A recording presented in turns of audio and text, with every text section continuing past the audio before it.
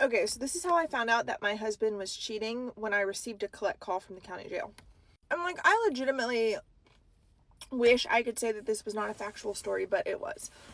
So back in like 2021, I was married and my husband had been going to, he was in the military and was a vet. And so he had been going to the American Legion in our area all the time. And a lot of times he would have one of his friends come over and they would leave and they would go drink and play darts and pool and whatever else at the American Legion, which like wasn't out of character. This is something that they all did and had done for years and years and years. And so unbeknownst to me, there was like an ulterior reason why he was going to the American Legion. Okay, so I'm laying in bed.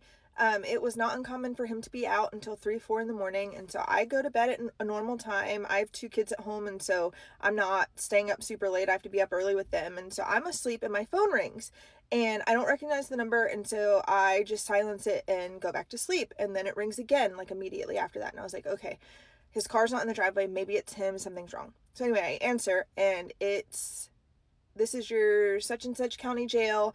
Would you like to accept the call from inmate? And then my husband's name. And I was like, okay, here we go.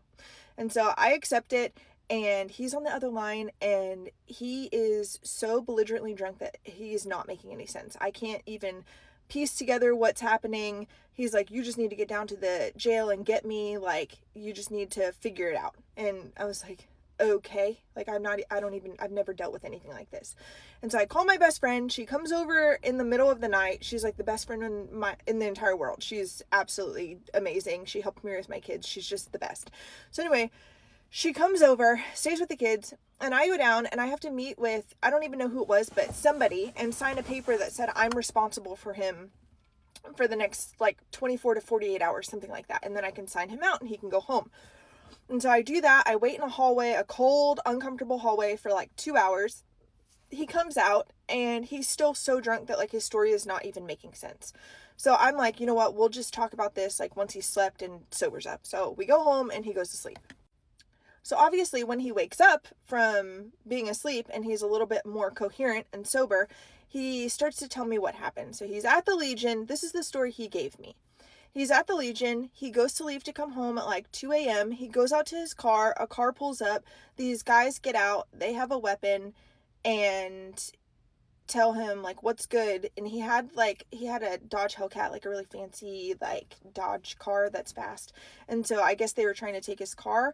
And then my husband pulled out his weapon and the guys got back in the car and started to drive away and they fired shots at him. He fired shots back.